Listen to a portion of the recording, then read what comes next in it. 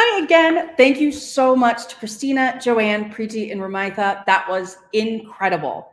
We're now going to move to our next session, the caregiving crisis. First, our action speaker, Jaclyn Howard, the Senior Diversity Recruiter at RBC Wealth Management.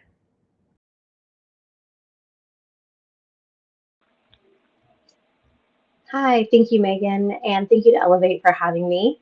And thank you to the U.S. Wealth Management Field and Culture team for giving me this opportunity to speak about my thoughts and experience about the caregiving crisis we all work around today. My name is Jaclyn Howard, as was said. I use she, they pronouns, and most people these days call me Jax. For those of you that are visually impaired, I'm a Latinx woman with long dark hair and I'm wearing a mustard blazer. I'm speaking to you today from Dakota Land, also known as Minneapolis. I'm speaking from my experience today as someone that has recruited for almost 10 years here in the US markets, but I'm also speaking as a daughter of a first-generation immigrant, a mom and wife to two people with autism, and as a person with a disability. Now here I could really work in some statistics to paint the picture of just how difficult good care is to find, or how much childcare or a consistent in-home healthcare worker can cost the average American. However, I would much rather illustrate my points first through my medium of choice, stories. The first story I want to tell you about is from my time working in a recruiting agency in San Francisco, and it's the story of a woman named Danielle. Danielle was smart, the fast on your feet and quick to act kind of smart. Danielle was also a single mom in one of the most expensive cities in America. She was looking to get back to work after being off since having her daughter. It had been nearly 3 years. She met with us, and within a week, we had her out to interviews. After a few rounds, she was invited to a final interview in person. The day of the interview, she called her recruiter frantically saying that she couldn't find anyone to watch her almost 3-year-old. Not wanting to let Danielle down or the client down, we offered to watch her toddler in our office, well, for an hour or two while she interviewed. After using our phones and letting her daughter draw on our whiteboards, it seemed all worth it because Danielle received an offer. This employer had a 90-day probation period.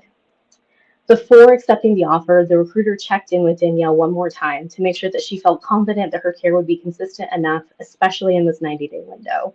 Danielle assured us that she would have the care and accepted the offer. However, within the first 10 days of the role, Danielle missed 3 days due to family members who had committed to watch her daughter not showing up. Without working, she could not afford to use a daycare center. Danielle lost the job. Here was a lack of care. Another story I want to share with you is about a man named Stan.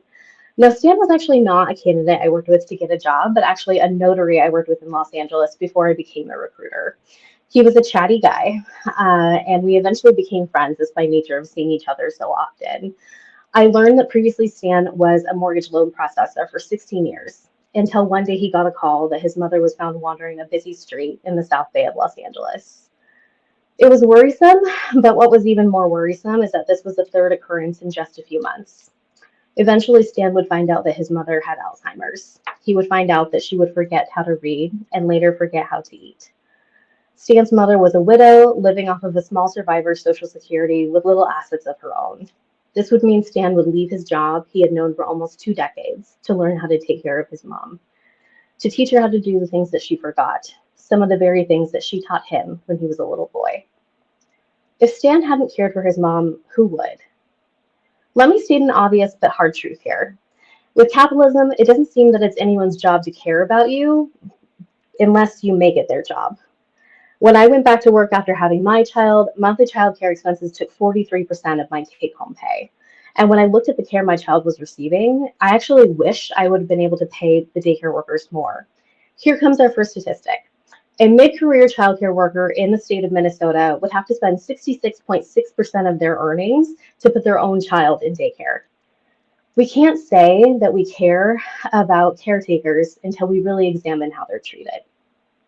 Let's talk about one more example of people in our market whose job it is to care. Healthcare workers. First of all, thank you, healthcare workers. I just want to put that out there. Secondly, I want to touch on nurses for the sake of example. After surviving nursing school, the average American nurse works their shifts with 4 or more patients assigned to them at a time. If the demand wasn't enough, the abuse of nurses is also on the rise. According to an article published in the Sage Journals in 2021, 44.4% to 67.8% of nurses have experienced physical abuse while on the job. This isn't just a crisis for caregivers. This is a crisis of our societal infrastructure. Disability, temporary or permanent, parenthood or disease. These are all very common human experiences. While the number of people having children in America has decreased in the last 15 years, the amount of disease has also increased significantly. According to the American Health Association, almost half of the American population suffers from at least one chronic health condition. 1 in 4 people has a disability, and right now, 1 in every 9 Americans over the age of 65 has Alzheimer's. And that number is projected to double by the year 2050, according to the Alzheimer's Association. Sick people, disabled people like myself, we're your employees, we're your colleagues, your bosses, and your executives. I'm grateful that since 2020, I think our attitudes around being sick or seeing sick people has changed thanks to COVID. Before 2020, it was normal for workers to kind of push through when they were sick. Now it's unheard of. No one really wants to sit next to you if you're sniffling or coughing in a meeting. It only took a global pandemic for us to learn the whimsy of the human immune system. Not only that, but before 2020, it was a huge no-no to have your family on camera behind you. I remember being on client calls and stressing out about what if my dog barked or what if I needed to sneeze. It all seems so silly.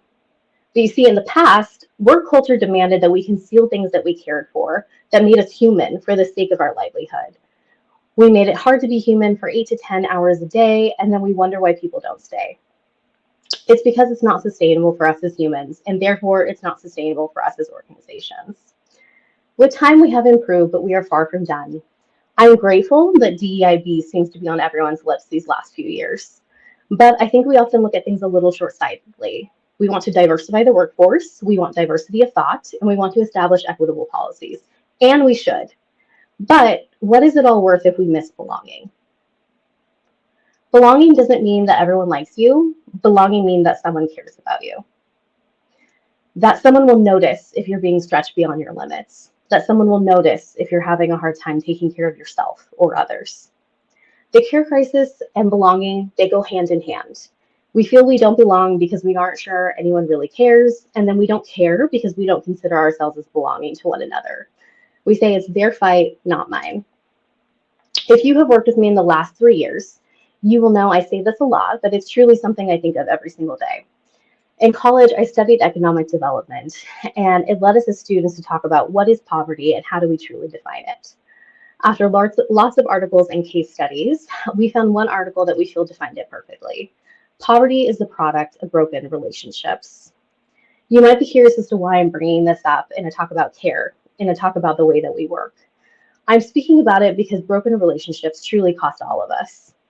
For Danielle, fragmented commitments from her relationships cost her a job. For Stan, he was forced to break his employment relationship to care for his mother. The care crisis isn't just about who will watch our kids, who will take care of grandma, will we have the same job after medical leave. The care crisis is that we don't see each other as belonging to one another. It's the reason why women of childbearing age have been discriminated against and turned down for promotions or hires. Who is going to take care of their children? Or why older adults aren't chosen for a role because they might retire. If according to anthropology, culture is what we do, then these discriminatory behaviors could almost be considered cultural principles. Culture comes from a community behaving around agreed upon standards, spoken or unspoken. Maybe it's time we agreed to care. Disability is one marginalized group that any of us can and will fall into. So why do we make it separate from our livelihoods? Belonging and caring for one another creates cohesion and it creates community. That community defines your culture. We talk a lot about how turnover or attrition is expensive and how it affects our bottom line. However, I think it's actually more expensive than we really know. Not only does it cost your organizational budget, it costs our culture. And most importantly, it's a waste of a colossal amount of talent. What I would ask you to do now is to take a moment, consider your role, your sphere of influence. Maybe you're a hiring manager, maybe you manage managers, maybe you're an executive and you're no longer on the ground floor of hiring. To you especially are leaders. I ask you to consider caretakers and those in need of care when you think of your employee life cycle, in hiring and selection processes, and even in the planning of your corporate events. Caretakers, people in need, are not a liability. They are someone you and your people can relate to. and they belong. Thank you.